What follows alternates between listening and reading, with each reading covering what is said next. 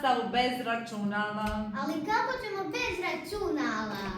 Joj, ne mogu na ovoj stranici pronaći Google Search.